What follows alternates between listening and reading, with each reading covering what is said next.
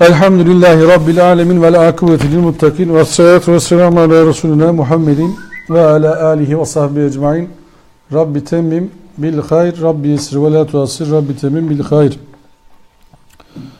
Allah gününüzü, gecenizi ve meçhul sonunuzu hayır eylesin. İnşallah okuyacağız. Allah zaten hayrın kaynağıdır. Hayır Allah'a nispet edilir. Allah bizi hayrıyla kuşatsın. Zaten rahmetiyle kuşattığını söylüyor. Hayrıyla da kuşatsın. Bizi yeryüzünü inşa projesinde iyi işlerde görevlendirsin Allah. Bizim yeryüzüne geliş amacımız var. O geliş amacımıza uygun hareket ederiz inşallah. O amacın birincisi de yeryüzünü selam adasına çevirmektir.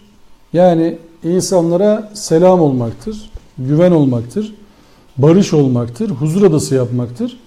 Eğer sizi görünce insanlar böyle hafiften gülümsüyorsa, oh bana huzur veren adam geldi diyorsa iyi bir şeydir. Devam edin o halinize. Ama sizi görünce insanların yüzü buruşuyorsa, yapıyorsa, karınız, çocuklarınız eve siz eve girince korkuyorsa sizden, orada bir cennet evinden bahsedemezsiniz. Cennetten bir şubeden bahsedemezsiniz. Siz eve girdiğinizde hanımınız, çoluğunuz, çocuğunuz sizi güler yüzle karşılıyorsa iyi bir şeydir. Yani böyle çok üst performanslar beklemeyin. Siz de aynısını yapmanız lazım. Yapıyorsanız gibi olur. Ama hani böyle oh ya ne güzel işte kocamız geldi, babamız geldi diyorsa evde insanlar, huzur geldi diyorsa akrabalarınız, arkadaşlarınız, o zaman yeryüzünü barış adasına çevirme projesinde görevinizi yapıyorsunuz demektir. Allah mübarek etsin. Pozisyonunuzu bozmayın. Aynaya bakın. Aynaya baktığınız zaman çok enteresan bir adam göreceksiniz. 7 milyarda bir kendisi. Aynaya baktığınız kişi Abdülvaris. 7 milyarda bir, ikincisi yok yani, benzeri çok, kendisi yok. O adam çok özel birisi aslında. Böyle pısırık pısırık oturmaya gerek yok yani aynaya bakarken. Ulan çok özel birisiyim ya. Allah'ın bende değeri var demek lazım. Çok mübarek adamlarsınız. Haberiniz olsun hepiniz birden. Allah hepinize bu mübarekliği bozmamayı, hatta o mübarekliği bereketli hale getirmeyi, değer üretmeyi nasip etsin. Mesela 7 milyarda bir kardeşim yanımda duruyor. Yok, ikincisi yok. Çok mübarek bir insan. Allah'ın emeği var yani. Müthiş bir eser yani. Yok. Müthiş bir eser. Çünkü müessir üzerinden, yani eseri ortaya koyan üzerinden eser değerlendirilir. Diyor ya, bu diyor Pablo Picasso'nun tablosu 200 milyon dolara satıldı.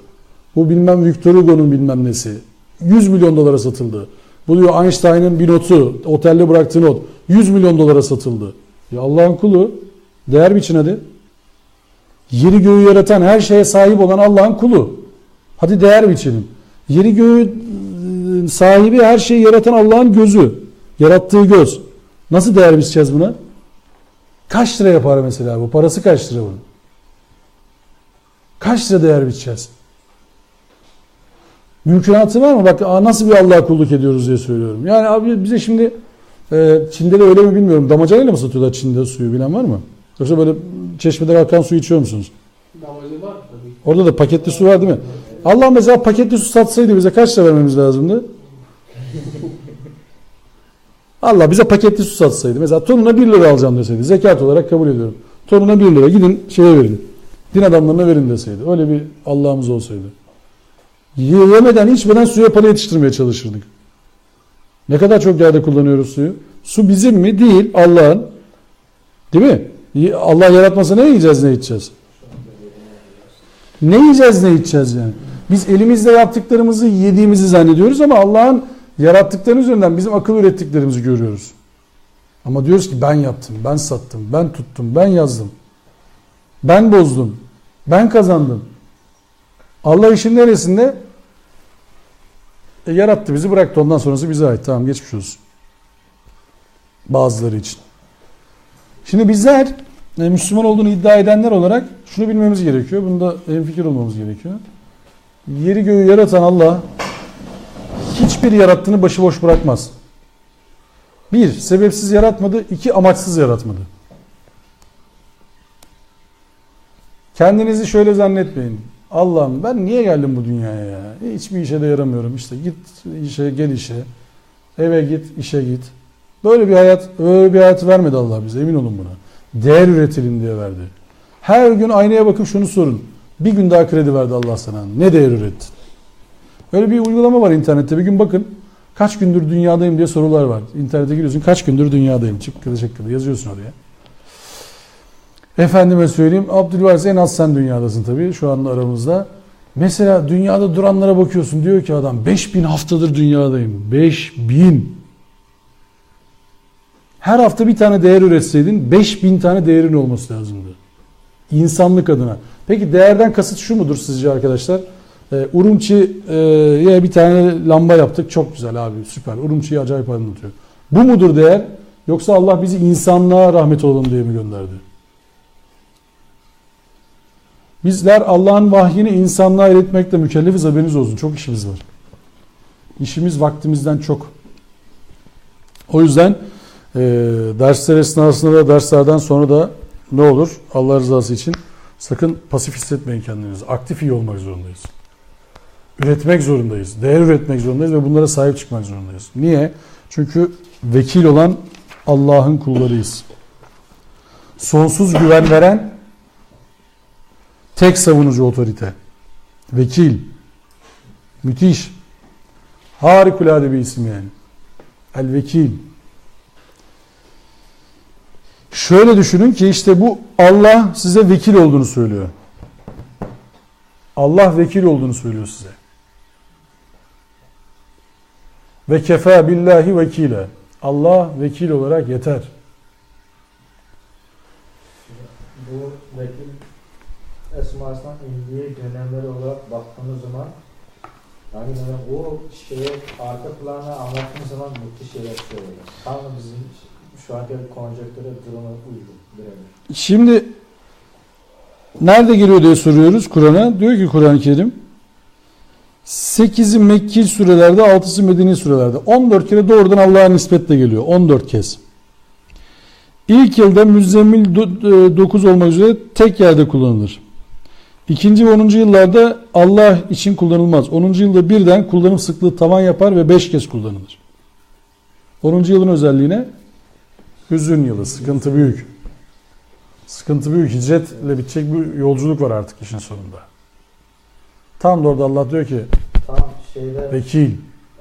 Resulullah'ın himayesi yani yüreğin dayanağı olarak bilinen Hadice anımız, koruyucusu olarak bilinen Ebu Talib'in vefatı. Amca söylüyor, hanımı ölüyor, memleket ona dar geliyor. Efendime söyleyeyim. Tabi hepsi üst üste geliyor. Miraç geliyor, diyor ki Allah tamam orası yoksa, burası yoksa, şurası yoksa sakin olun diyor. İsrar var. Allah sana yeter. Allah sana yeter. Boş ver diyor sen. Allah yeter. Ondan sonra yolculukta ne diyor Allah Resulü arkadaşına? La tahsen diyor ya. İnnallâhe ma'ana. Üzülme diyor. Allah bizimle.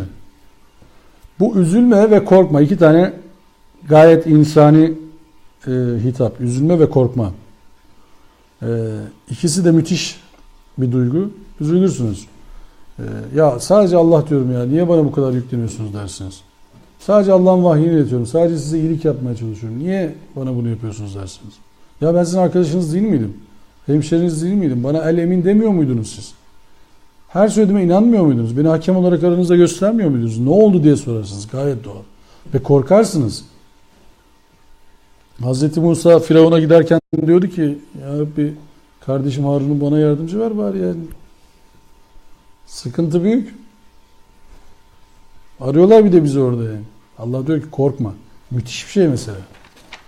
Müthiş bir hitap, müthiş bir kredi yani. Korkma, ölmeyeceksin demiyor bak. Korkma diyor sen. Allah seninle. Allah var geri. Ne gam ya, boş ver gerisini. Devam. El vekil olan Allah olmasa ve el vekil olan Allah'a inanmasanız. Allah Resulü buna inanmasa, el vekil olduğuna inanmasa.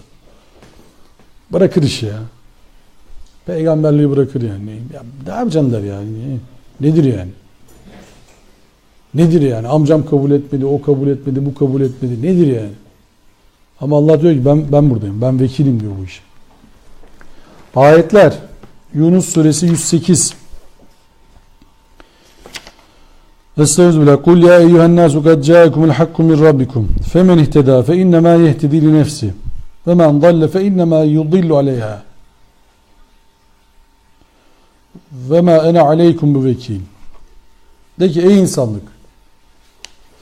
İşte Rabbinizden size hakikat ulaştı. Artık kim doğru yolu tercih ederse hiç şüphesiz bu tercihi kendisi için yapmış olur. Kim de yoldan saparsa hiç şüphesiz onun sapma tercihi kendi aleyhine olur. Ama benim sizin tercihiniz üzerinize vekil olma imkan ve ihtimalim bulunmamaktadır.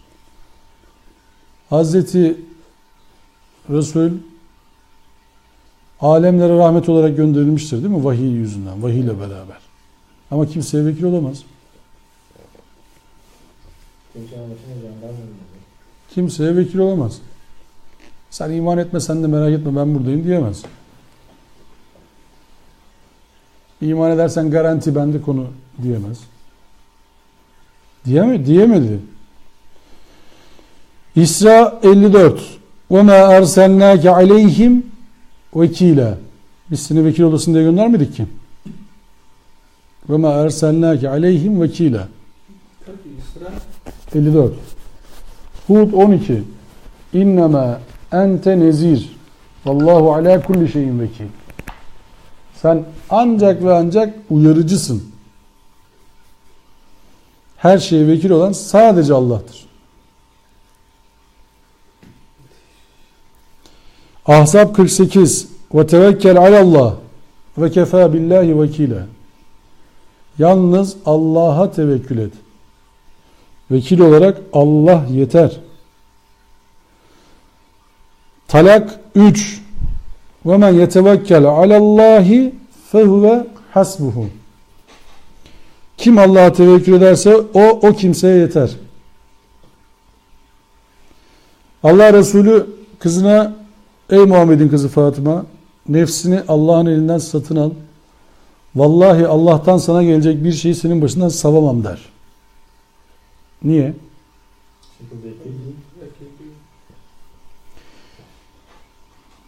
Ama bize oluyor. Nasıl oluyor? Kızına olmuyor. Bize olacakmış. Tövbe estağfurullah. Zümer 41. Femen ihteda feli nefsi ve men dalle fe innema yadillu aleyha ve ma ente aleyhim bi vekil. Artık kim doğru yolu seçerse bu kendi lehinedir. Ama kim de saparsa sadece kendi aleyhine sapmış olur ve sen asla onlara vekil değilsin.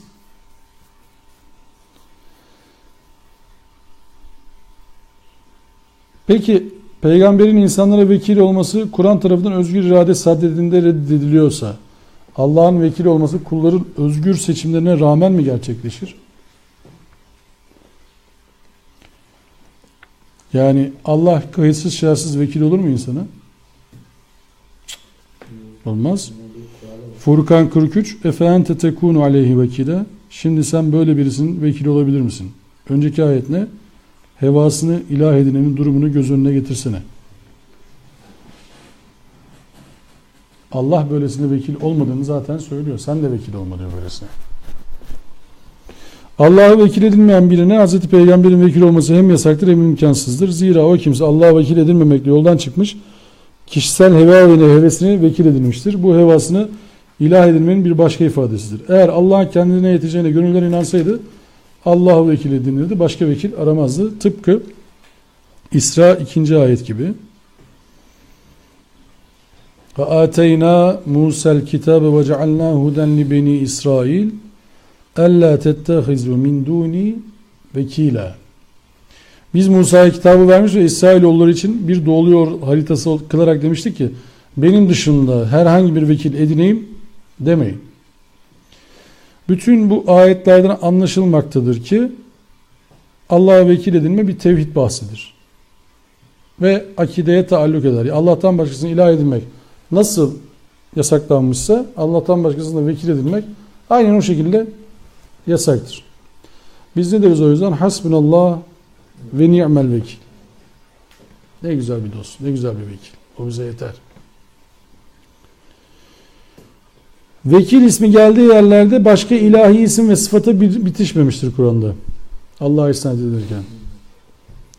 Bu isim geldiği her yerde müstakil olarak gelmiştir. Vekil ismini Müslüman hayatın kodların birinden haline getiren bir mübarek cümle, yani hasbunallah ve ni'mel vekil, ümmeti Muhammed'in dilinden, Kur'an'ın nuzulünden bugüne düşmemiştir. Tüm mazlumların, mağdurların, mahrumların, çaresiz derde müptela olanların, hastalığın tek sınağı, korunağı, barınağı, tutamağı Allah olanların tesbihi olan bu cümle bittim anı dediğimiz yerde imdadımıza yetişir.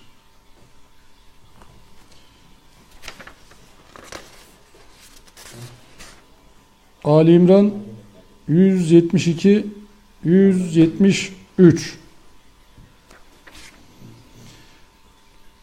اَلَّذ۪ينَ اسْتَجَابُوا لِلّٰهِ وَالرَّسُولِ مِنْ بَعْدِ مَا أَصَابَهُمُ الْقَرْحِ لِلَّذ۪ينَ أَحْسَنُوا مِنْهُمْ وَاتَّقَوْا اَجْرٌ عَظ۪يمٌ اَلَّذ۪ينَ قَالَ لَهُمُ النَّاسُ اِنَّ النَّاسَ قَدْ جَمَعُوا لَكُمْ فَاحْشَوْهُمْ فَزَادَهُمْ اِيمَانًا وَقَالُوا حَسْبُنَ اللّٰهِ بِنِعْمَ الْوَكِيلِ.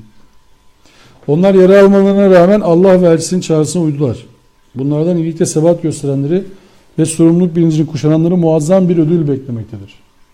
Onlar ki malum insanlar kendilerine bakın, düşmanlığınız size saldırı için toplandı, onların gücünden korkun demişlerdi de işte bu onların imanını arttırmıştı. Ve şöyle cevap vermişlerdi: Allah bize yeter, o ne güzel vekildir.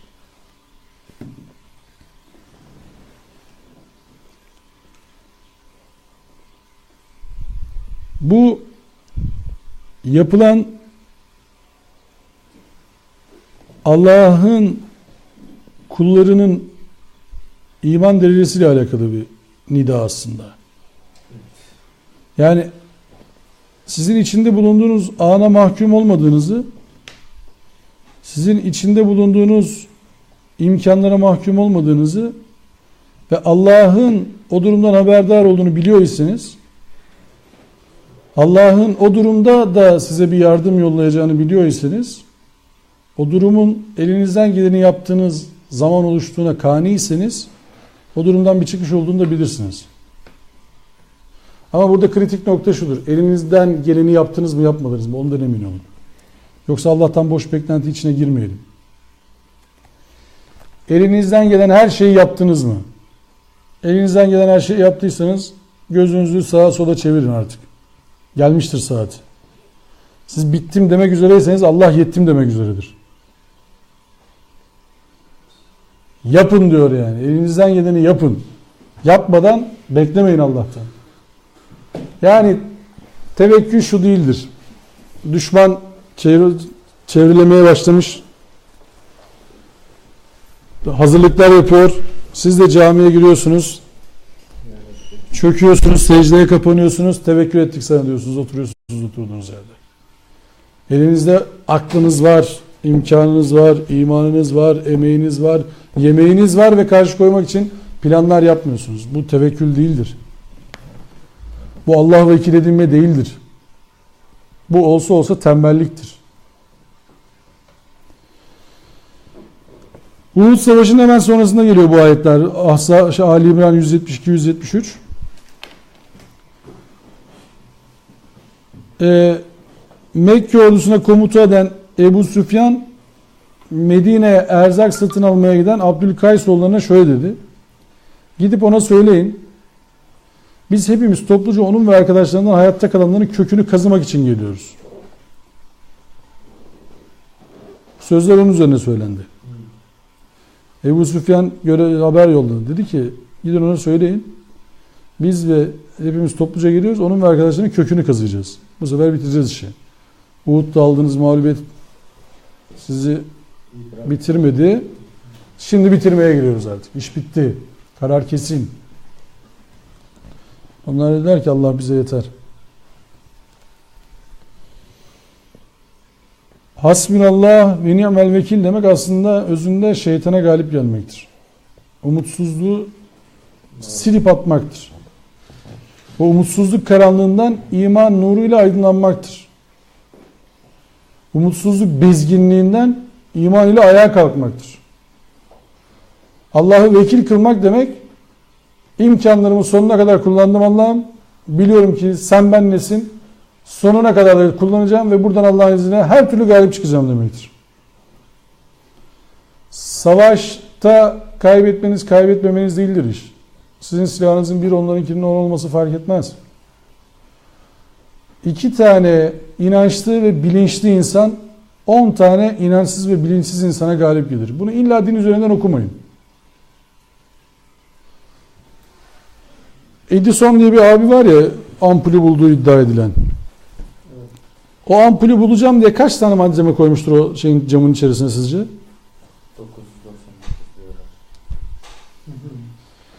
998'e diyelim ki 999 o kadar değil de neyse öyle olsun. 200'lerde filan. 999'a kadar niye inat eder bir adam? 998 olmuş hala deniyorsun ya. Çünkü olacağına inanıyordur. Diyorsun ki yok bu garanti. Garanti bu garanti. Wolfram bulana kadar. Tamam diyorsun bu olacak yani garanti. Ben bunun diyorsun hesabını kitabını yaptım garanti. Şimdi Müslümanlara soru şu.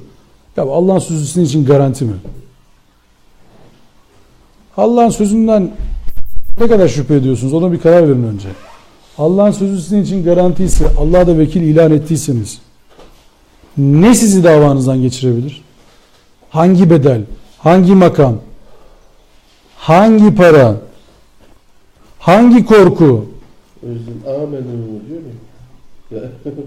Hakikaten Allah'ın vekil olduğuna emin misiniz yani? Müslümanlara soru bu. Müslümanlara soru bu derken şunu soruyorum aslında. Yani şu anda üzerimizdeki ağır bir bulut var, kara bulut. Amerika böyle yapar. İsrail böyle güçlü. Çin öyle yapar. Hindistan böyle yapar. Bilmem kim böyle yapar. Yapar da. Allah bu işin neresinde? Sizin Allah'la olan sözleşmeniz nerede?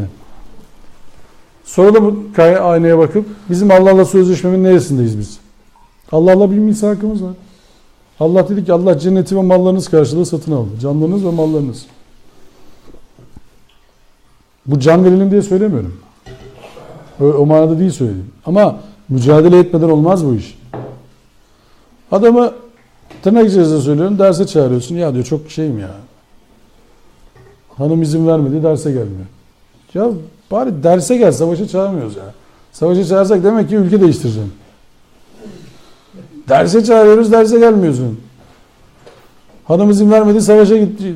Savaş çıkarsa hanımı da bırakacaksın gideceksin zaten. Belli. Sonra diyorlar ki işte Hz. Musa'ya sen ve Allah gidin savaşın bir şey olursa biz buradayız. Yani kazanırsanız merak etme diyor. Biz de sizdeniz. Zahmeti siz çekin rahmette beraberiz merak etmeyin yani. Yemeği hazırlayın. Yemek yemeye arkadaş lazımsa benim bak. Buradayım. Ama bizde öyle bir fırsat yok. Niye?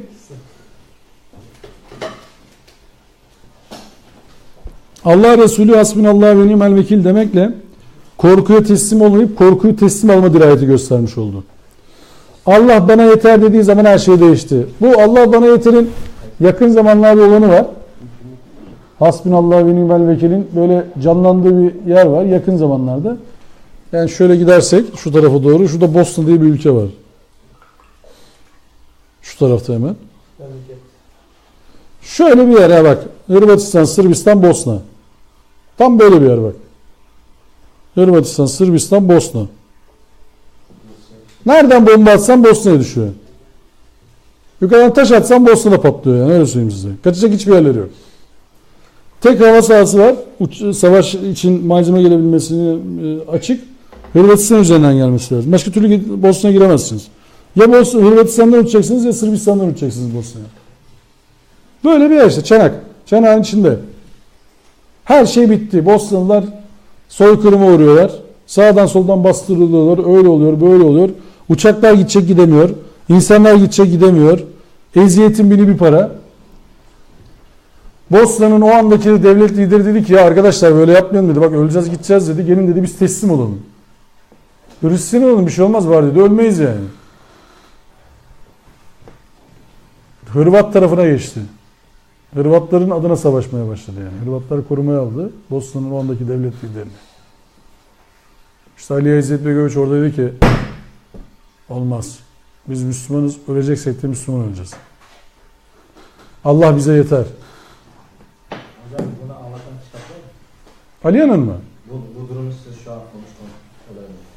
Var çok var. Birkaç tanesini paylaşayım ben gidince. Yani o şeyde Aliyan'ın Doğu Batı arasındaki İslam. yok o Doğu Batı arasındaki İslam burayla direkt alakalı değil. O şey biraz daha. Onun fikri deklarasyonu biraz daha. Ama Ali İzzet Begoviç'in hatıratları var yani. Ben oraya gittiğimde onun komutanlarından bir tanesiyle Bosna'da seyahat etme fırsatı bulmuştum. Allah nasip etti öyle bir şey. Ne oldu dedim yani. Nasıl olur bu iş? Biz kendimizi unutmuştuk dedi.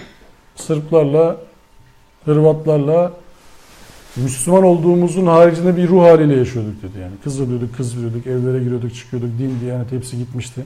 Allah bize kendini hatırlattı dedi. İyi oldu dedi bize. Ve gelinen nokta ne oldu? İlerleme başladı. Hırvatlar savaşı biz de kaybederiz, Sırplar bizim de canımızı okur diye hava yollarını açtı. Ama dediler bir uçak size, bir uçak bize. Kabulse giriyoruz bu yola. Türkiye'den üzerinden geçen uçaklar Bosna'ya gitti. Hırvatlara bir uçak indi, Bosna'ya bir uçak indi. Hırvatlara bir uçak indi, Bosna'ya bir uçak indi. Silahlar kazanılmaya başlandı. Silahlar kazanınca mevzi kazanılmaya başlandı. Mevzi kazanılınca Sırplar gerilemeye başladı.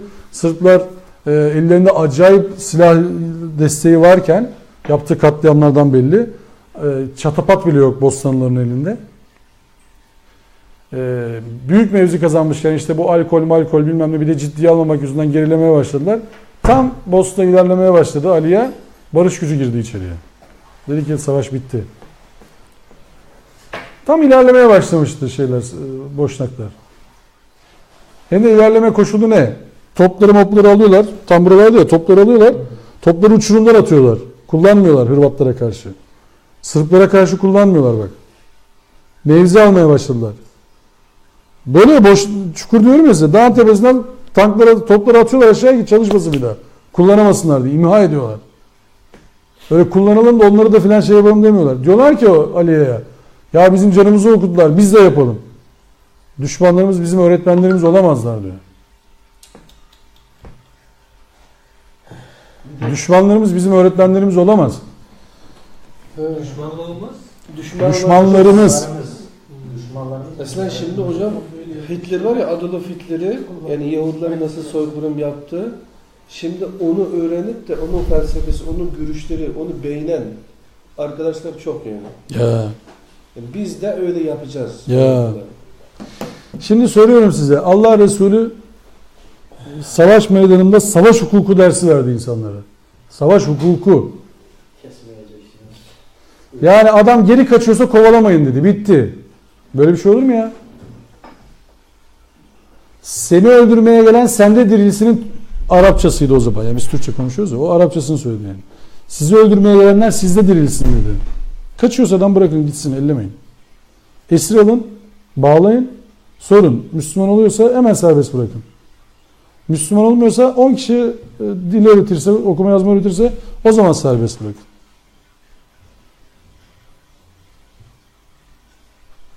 Yediğini yedir.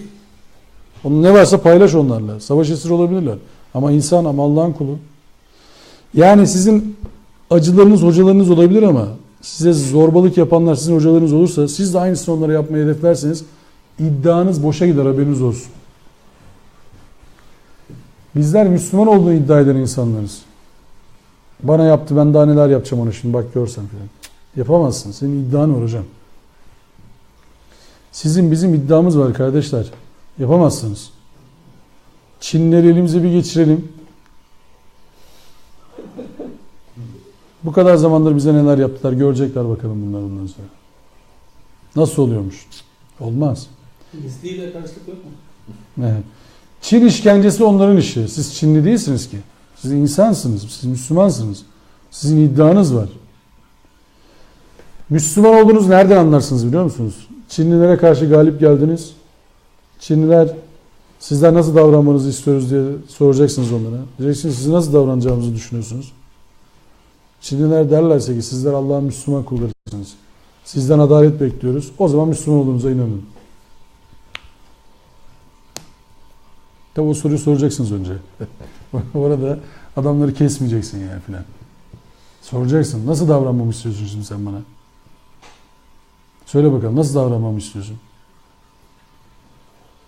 Adam diyecek ki sizin iddianız vardı, bizim yoktu. Biz hata yaptık. Siz şimdi dininizi gösterin hadi. Üf, imtihana bak. Allah'ın şehadet getirmesine de biz izin vermeyeceğiz diyor. Biz oraya galip gelirsek... Nasıl galip geldiniz şah? Bazılar hocam, bazılar ağızları kapatıp... La ilahe illallah Muhammed Resulullah demesin. Onlar kafir, böyle gavur gibi gitsin.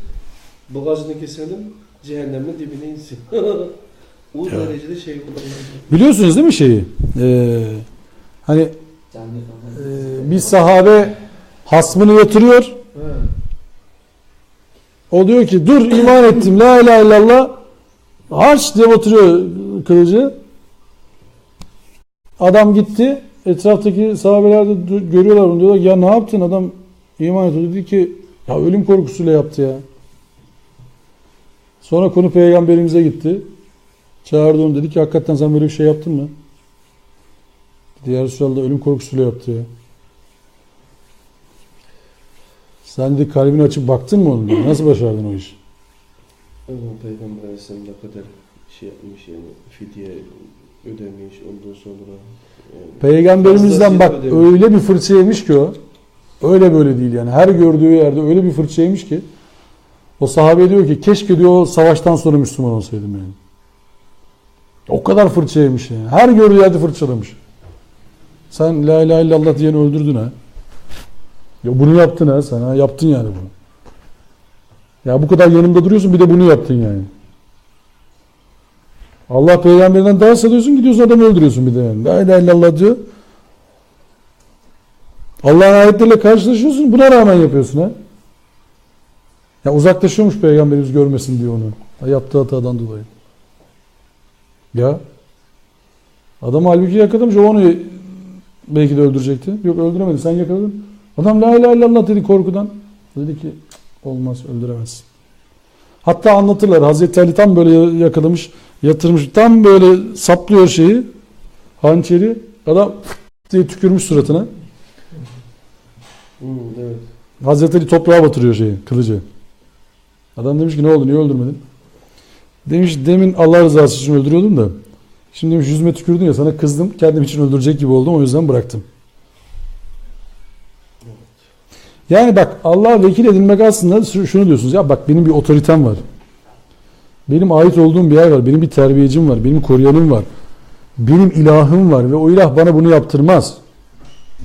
Ben buradan da çıkarım. Burayı da kazanırım. Çünkü vekilim var benim. Benim Rabbim, benim terbiye edenim var. Bak işte yani Aliye'ye düşmanlarımız bizim öğretmenimiz olmayacak sözünü söyleten Allah'ın Rab ismidir, emin olun buna.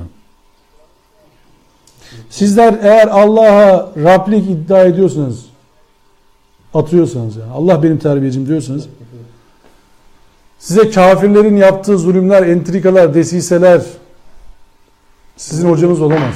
Yani şunu düşünemezsiniz Kur'an dersi yaparken. Ayetler bitti mi bitti, sadakallahu aleyhi. Tamam şimdi biz onları nasıl işkence yapacağız? Hadi işkence ayetlerinin imalatına başlayalım. Gır gır gır gır gır gır. Olmaz. Yapamayız.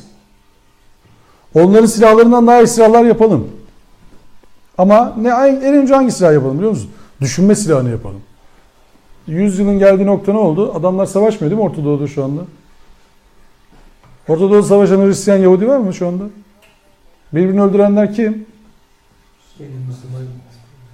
Buna da işte Batı'nın oyunu diye onlar yapıyoruz. Batı'nın oyunu tabii. Bizimkiler biz masumuz yani. Allah kahretsin değil mi İsrail'i? Allah belasını versin İsrail'i. Şeyinde, Amerika'nın da değil mi? Hazreti Ali ile Hazreti Ayşe orduları savaşırken orada da mı İsrail vardı? Amerika mı vardı orada sizce? Dışarıdan mazeret bulmaya çalışıyor. Orada da vardı değil mi bu Amerika? Hazreti Ali ile Hazreti Ayşe'nin ordusu birbirine girdiğinde Müslümanlar öldüğünde Amerika mı yaptı o işi de? Çin mi vardı acaba o gün? Ya Allah'tan şeytan var ha. Hakikaten Allah'tan şeytan var. Sürekli insan şeytana uyuyor o yüzden. Yoksa diyor ki Abdülaziz'e uydum, ona uydum, buna uydum. Adamı öldürecek yani şeytan zannedip.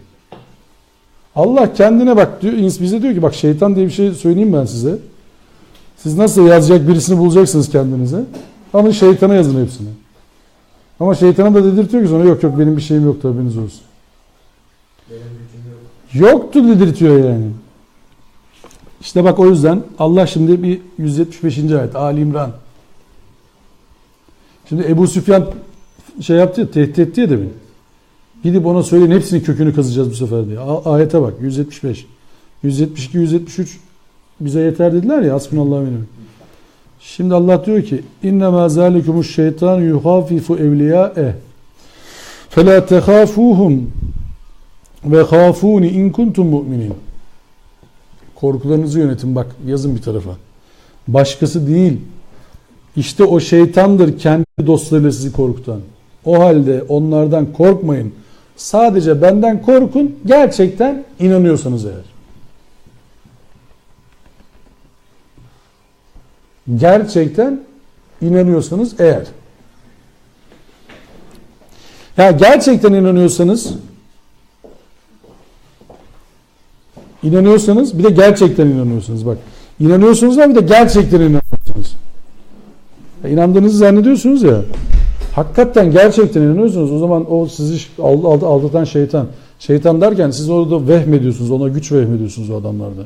Kökümüzü kazıyacaklarmış. Ne yapacağız şimdi? Allah'ım yandık. Bittik. Allah diyor ki ne oluyor ya? Allahsızlık sizi bitirir diyor burada, farkında mısınız? Eğer korkacaksınız, gerçekten inanıyorsunuz, Allah'tan korkun diyor. Allahsız kalırsanız biteceksiniz. Erzaksız kalırsanız, topsuz tüfeksiz kalacaksınız. Değil. Allahsız kalırsanız bitersiniz. Allah'ın orduları mı yok? Onu güvenip gelenler var hocam. Ta orada her şeyi bırak, Allah'a güvenip biz burada Suriye'de atışırsak, savaşa katılırsak Allah aklını kullanmayanların üzerine pislik yağdır hocam. Şeyde kaç kişi öldü Suriye'de, Irak'ta toplamda bu 10 sene 15 senede? 2 milyon. He? İsrail'de kaç kişi yaşıyor? 8 milyon. Ulan 2 milyonunu öldürseydin %20'si gitmişti ülkenin. Ne adam kalmamıştı. 2 milyona zaten İsrail'in alayı kaçardı dışarı. Başka ülkelere giderlerdi. 2 tane mermi atmadılar bir şeye. O IŞİD, El-Kaide, Carcut. 2 tane mermi atmadı. El-Kaide attı mı? Hadi IŞİD'i geçin. Siz duydunuz mu El-Kaide'nin İsrail'e bir şey yaptığını? Taliban'ın bir şey yaptığını duydunuz mu? Şebab, Boko Haram filan hiçbir şey yaptılar mı bunlar İsrail'e ya? Amerika'ya bir şey yaptılar mı? onlar şey değil, şey olsa tabii.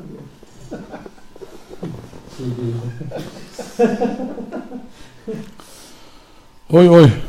Yani bu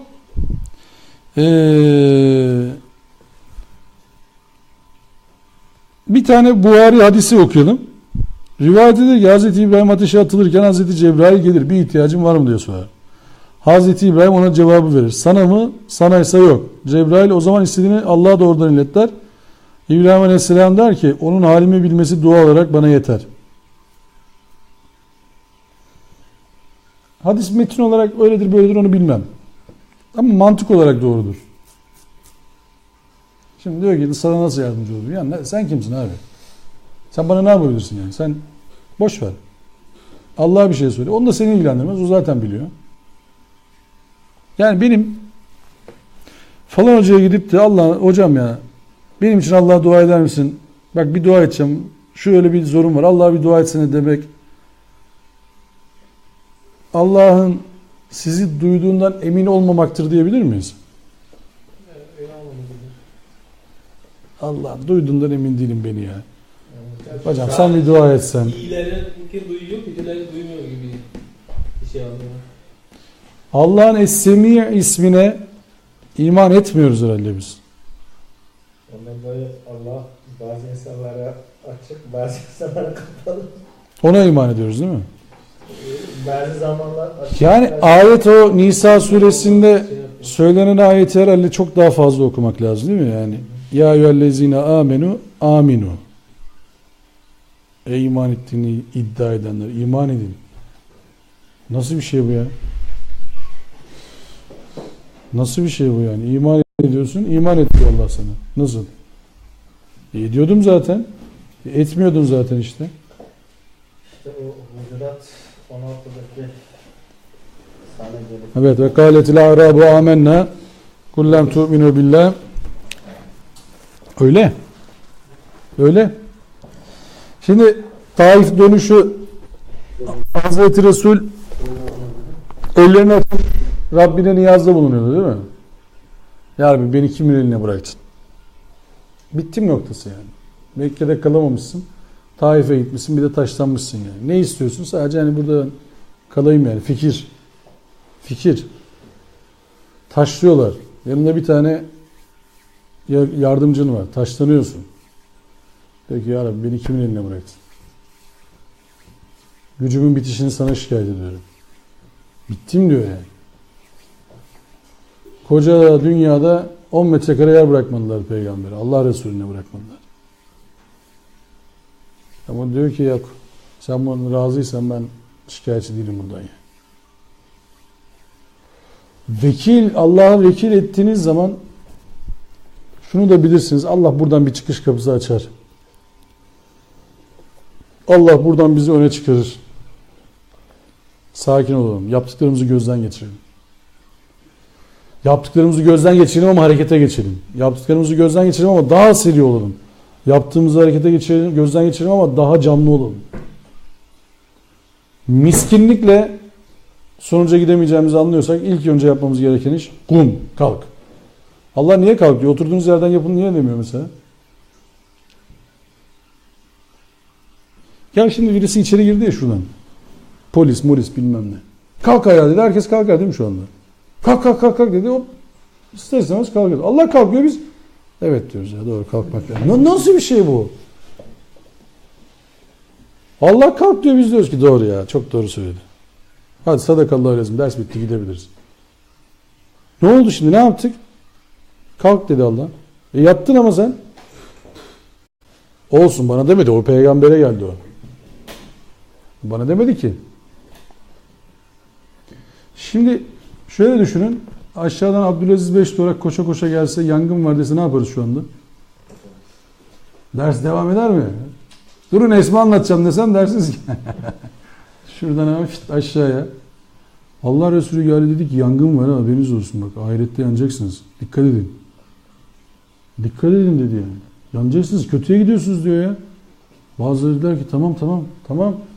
Hemen ne yapmamız gerekiyor? Söyle hemen onu yapalım. Bazıları dediler ki aha biz bunları çok dinledik. Bazıları dediler ki ya milleti ne kandırıyorsun sen? Ne kandırıyorsun milleti? Yok be abicim dünya bir gündür o da bugündür. Ne ahireti Allah Allah.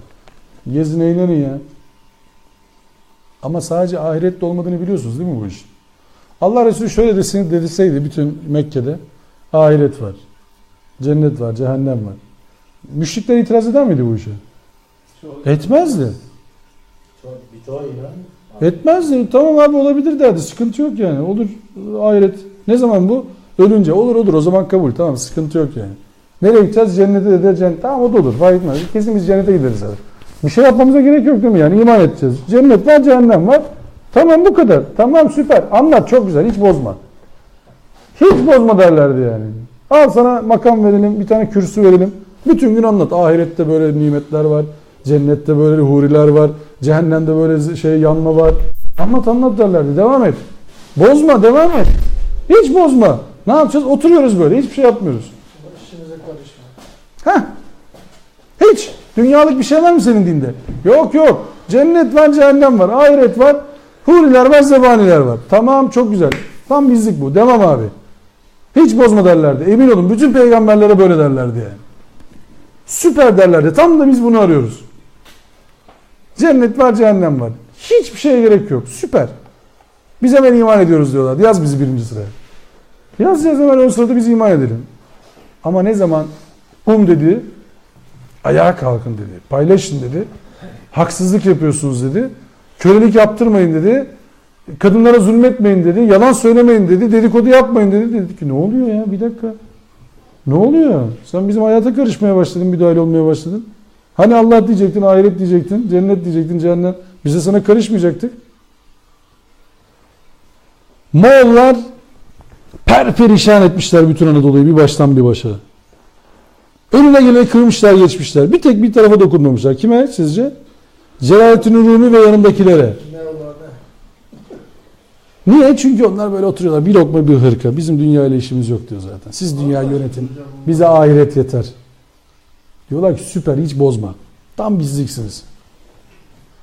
Şimdi Ramazan şeyini yapalım. Anlaşma yapmış ya. Şimdi olalım ne? Muaviye'nin de en çok desteklediği yer neresi biliyor musunuz sizce? Emevilerin, Abbasilerin. Tasavvuf. Tasavvuf.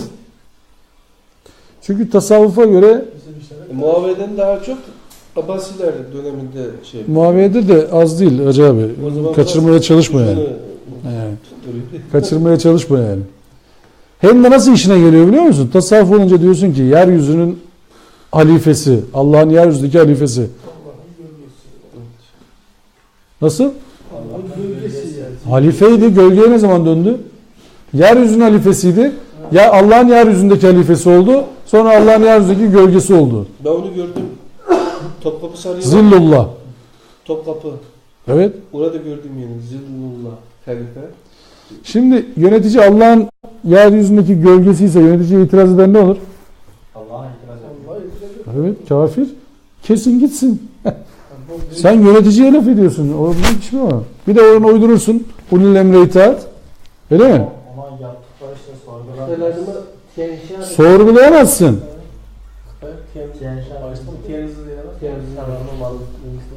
Tanrı'nın çocuğudur diyorlar. Bir daha söyle. Çinliler. Kendi Tanrı'nın padişahları değil mi? Ya bu da Farislerden geçmiş bir şey olabilir. İşte şimdi dini siyasallaştırdığınız zaman dini de bir tane mescide, tapınağa hapsettiğiniz zaman kendi isteklerinize göre çok güzel bir yönetim tarzı bulmuş olursunuz. Tasavvuf o yüzden bu kadar sevilir dünyada. Dünyanın işi gücü kalmadı. Celalettin Rumi'yi yıl ilan ettiler birkaç sene önce. Farkında mısınız? İşi gücü kalmadı dünyanın.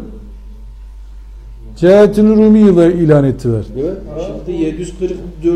kaç gün önce Ağustos mu falan bir şey yapıyor. Şebi Ağustos ne diyor. demek ya?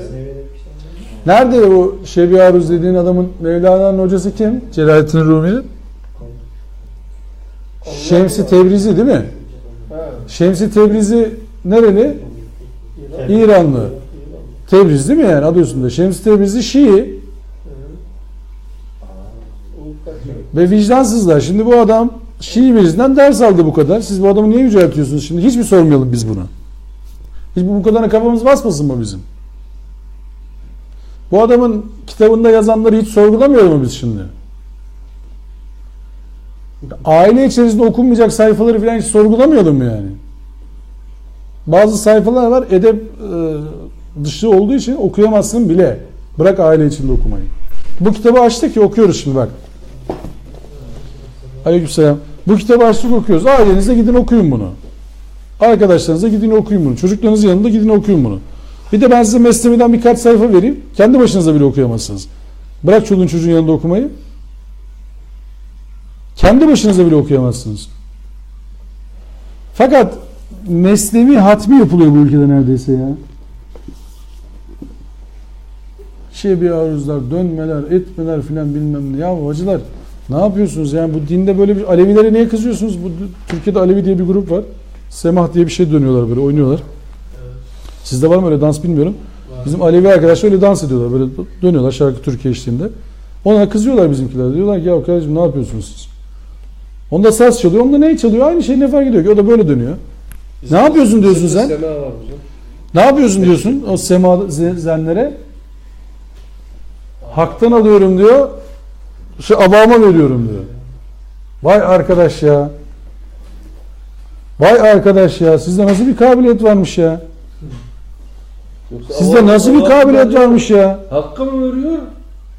Hakkını alıp Hakkını alıp aman veriyor. halka veriyor. Hak'tan alıyor, abama veriyor böyle. İkisi de hak zaten hocam. Onun için bir ele yukarı araçlık Ha. Evet. Sonra kendisi hak buluyor. Ben bilmem. Ben bilmem. Şimdi bizler bak şöyle bir sıkıntımız var sevgili arkadaşlar. Anam saat 9 çeyrek geçmiş. Uzattık yine. 2'ye böleceğiz dersi. Şöyle bir sıkıntımız var. Bizler birilerini dost ediniyoruz. Dost edinmekte kalmayıp ona çok fazla güç vehmediyoruz. O gücü karıştırıp sonra biraz daha abartıp onu ilah yapıyoruz. Farkına varmıyoruz. Bak çok tehlikeli bir şeyden bahsediyorum. Dost yapıyoruz. Güç vehmediyoruz. Aziz yapıyoruz. Aziz de yaptıktan sonra diyoruz ki lan bu kesin günah yapamaz. Bunu peygamber yapıyoruz. Peygamber de kesmiyor. Allah yapıyoruz. Var ya diyor, hocamı gördüğüm zaman işlerim açılıyor benim. Vay arkadaş diyorsun ya. Senin hocan Er-Rezzak oldu gitti. Rızkını açıyor adam senin. Şans meleği oldu ya. Hoca dükkana girdi, işler açıldı. Bak Allah'ın işine sen. Allah sana vermediği rızkı hocaya verdi. Hoca getirdi buraya koydu. Hocayı dükkandan çıkartmıyorsun. Hoca da estağfurullah diyor. Şu tarafa doğru. Estağfurullah. Öyle şey olur mu lütfen? Bu tarafa doğru. Şu tarafa doğru. Estağfurullah. Hep estağfurullah. Bakıyorsun abiler diyorlar ki bizim diyorlar dünya leştir. Evet. Leşin peşine de köpekler düşer. Çok affedersiniz. Ulan bir bakıyorsun böyle ana koca külliyeler yapmışlar. Ya madem dünya bu kadar kötü bir yer, ne yaptın bu kadar külliye? Ne gerek var? Parklar Bahçeler Müdürlüğü'nde oturun bütün gün abi. Ağaçların altında ders yapalım, ne olacak yani? Koca koca arsaları niye alıyorsunuz ya? Madem dünya leştir. Şu el konulan malzemelere baksana bu FETÖ muhabbetinde. Binalar, evler, arabalar, paralar. Madem bu kadar kötü bu dünya, niye biriktirdiniz hocam bu kadar? Hayırdır, ne oldu yani? Niye sıkıntı yaptınız bu? Hani hayır kurumuydunuz, dağılsaydınız ya. Dün demedim mi hocam derste İmam Hatip Lisesi'ne gitmiş çocuklar. FETÖ'nün öğleninden alınan. 3 tane şeyim var diyor yani. Havuzum var diyor. Bir şey var. Evet.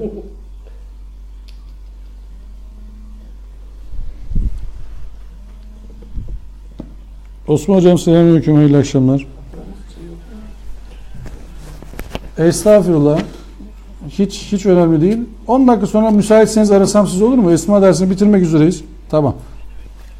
Allah'a emanet hocam. Yani bizim birbirimize şunu sormamız lazım. Dara düşen arkadaşlarımıza şunu sormamız lazım. Ailemize şunu sormamız lazım. Çocuklarımıza şunu sormamız lazım. Sevgili muhatap, hakikaten Allah'ı vekil kabul ettiğinin farkında mısın? Allah'ı vekil kabul edersen neler olabileceğinin farkında mısın? Allah'ı vekil kabul ettiğin zaman nelere la dediğinin farkında mısın? Allah'ı vekil kabul ettiğin zaman neleri reddettiğinin farkında mısın? Allah'ı vekil kabul ettiğin zaman nelerden vazgeçeceğinin farkında mısın? Yani arkadaşlar Huy Müslümanlarından da olsanız, doğru mu söyledim? Huy Müslümanlarından da olsanız, peygamber soyundan da olsanız, anlatabiliyor muyum? Size bir faydası yok. Haberiniz olsun. Aborjin yerlisi de olsanız size bir faydası yok. Ne zamana kadar? İnne ekremekum indallahi etkakum. Yani sizler, bizler Allah katında ikrama, sen ne saçlarını tarayıp duruyorsun ben anlamadım. Allah katında ikrama en layık olanınız takva üzere olanınızdır. Daha bunun ötesi berisi yok. İnne ekremekum indallahi etkakum. Allah bunu söylüyor ya. Soruyu şöyle bağlayalım. Kadın mı üstündür, erkek mi üstündür? Dünyada kadim tartışma. Kadın mı üstündür, erkek mi üstündür? Eşittir. Allah, ama sorumluluk üzerinden erkekler üstün. İşte kadınların bazı üstünlükleri var, erkeklerin bazı üstünlükleri var, değil mi? Ayakkabımız daha iyi. Sağ ayakkabı mı daha iyi, sol ayakkabı mı daha iyi? Hangisini daha çok seviyorsun? Değil mi? Değil mi? Üstü. Yahu bak, bizler Allah'ı vekil ilan ettiğimiz zaman şunu unutmayın.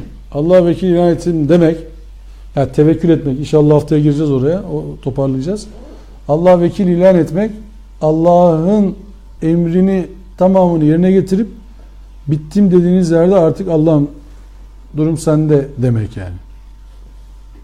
O yüzden birbirimize o soruyu kesinlikle soralım. Harbiden elimizden gelenin hepsini yaptık mı ya biz? Elimizden gelenin hepsini yaptık mı diye lütfen soralım. İnşallah elimizden gelenin hepsini yapanlardan oluruz. Geceniz mübarek olsun, hayırlı olsun. Allah bizden kabul etsin. İnşallah iyi şeyler anlamışsınızdır. Anladıysanız Allah'ın rahmetidir, merhametidir, bereketidir, lütfudur. Anlamadıysanız yanlış bir şey söyleyecek, o da benim hatamdır. Hakkınızı helal edin, bilerek yapmadık. Rabbim doğruyu söylemeyi nasip etsin. Ve ahiru da'vana elhamdülillahi rabbil alemin. Rizanillah Teala'l Fatiha.